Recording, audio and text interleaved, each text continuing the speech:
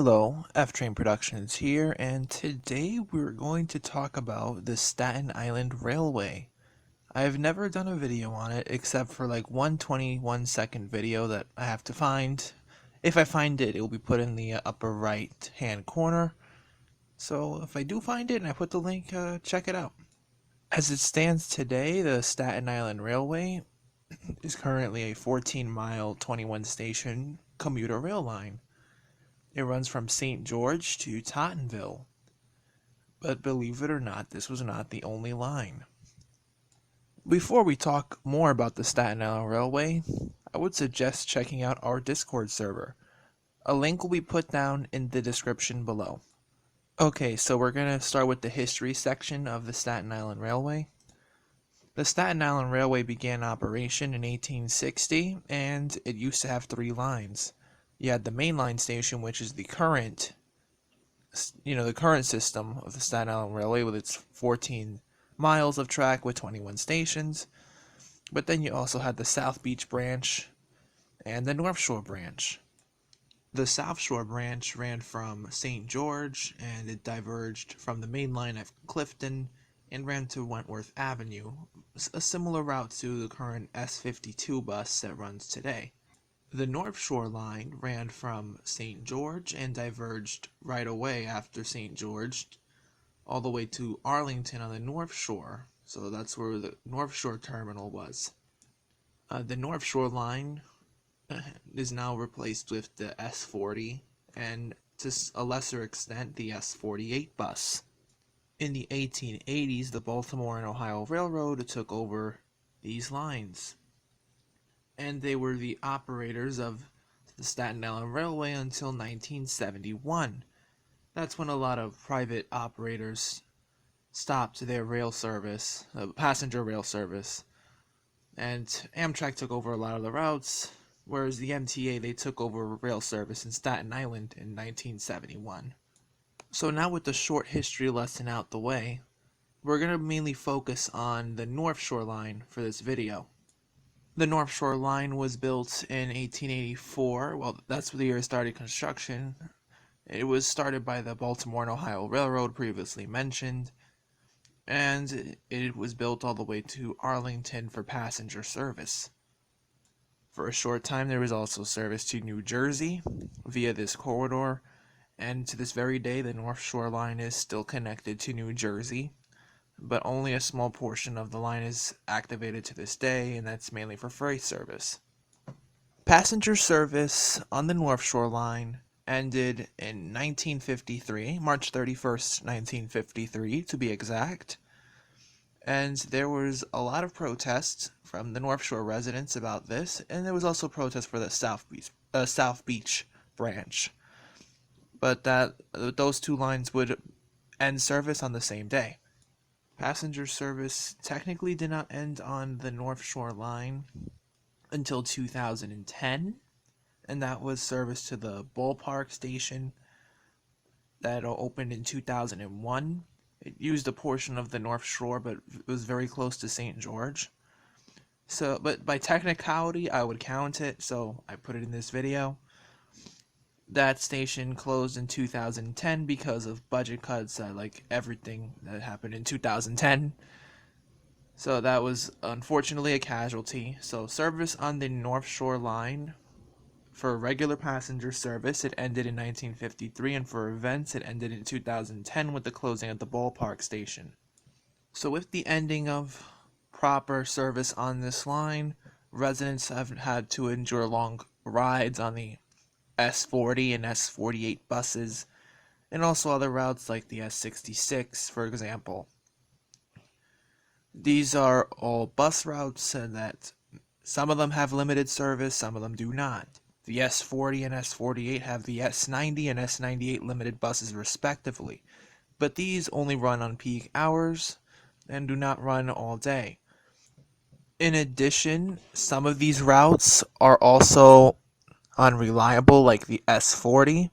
I have personal experience with it because I used to take it to Amazon, and that's a valid point because at Howland Hook you have the Matrix Industrial Park, and that is only served by the S40, and it does tend to get very crowded. leaving no room for the residents that live on the S40 down the line, and they'll have to wait for the next bus. And service on this line is very inconsistent, to say the least. These inconsistencies tend to destroy the connectivity the S40 is supposed to have with the Staten Island ferry. Because if the bus is late, then you miss your connection to the ferry, and then you have to wait 15 or 30 minutes depending what time of the day that you catch the ferry. This could often add 15 to 30 minutes on a North Shore rider's commute, which could make them late for work, job interviews, etc. In contrast, those who live on the Staten Island Railway line, formerly the main line, their trains tend to be more reliable, have higher capacity than any bus would, and it does time itself to the ferry most of the time unless there's service changes. In addition, they also have express service on peak hours that get people from the South Shore up to St. George a lot quicker. There are proposals to reactivate the North Shore line to right this wrong that was done in 1953. And there's a couple of plans, as a matter of fact. There's one from the Regional Plan Association that they wanted to extend the proposed 2nd Avenue subway from Manhattan under Water Street to Staten Island via Liberty State Park in New Jersey. And then it would connect through New Jersey to go to Staten Island. Honestly, in my opinion, this is the most far-fetched plan in this whole thing. I just wanted to get the far-fetched plan out the way. Another plan from the New York City Department of Transportation is one called the North Shore Transit Corridor, which proposed using a right-of-way as a guided busway, which would decrease the travel times to and from St. George for bus routes from across the island. Considering the population of Staten Island is way less than a lot of the other boroughs of the city, this busway actually might be a good idea. And you know how I feel about buses. I still see them as very slow, unfortunately, in the city. And BRT tends to be more expensive in the long run. But for Staten Island and the North Shore in general, I see it could be a very good transit alternative. However, you still have the capacity restrictions of a bus. You can have one come every couple of minutes. Great. And let's say with this BRT, if it's made to connect to the ferry, the frequency is not justified to have a BRT. If they were to go build the BRT, I would say build it with the capacity to have light or heavy rail on it later on, as what was done in Ottawa up in Canada with their O-Train project. The O-Train was originally just buses and a busway, but then they converted it to light rail, even though it has its problems because there's tight turns and everything. But if you take those small kinks aside, it became a successful light rail system for the city of Ottawa. In my opinion, this will probably be the better choice, because if you have light rail, you have speeds similar to the Staten Island Railway, maybe a little less, but the North Shore line is shorter than the main line, so it's justified to have light rail on it. You'll be able to scale up the capacity because you could have multiple light rail vehicles coupled up with each other, which is very similar to what is done with trains. This would provide quicker access to the St. George Ferry Terminal for the North Shore residents who are among the poorest residents on the island.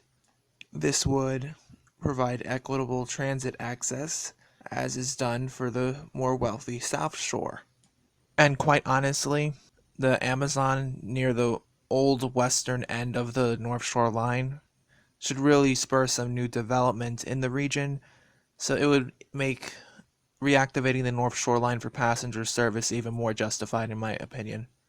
Hopefully you guys enjoyed today's content, and stay tuned for next week, which will be a new BVE video, and then in 2 weeks we will have episode 4 of Transit Talk. I still got to decide what I want to do on that one, so stay tuned, and if you're not already, please hit the subscribe button and click the little bell icon so you don't miss our future videos.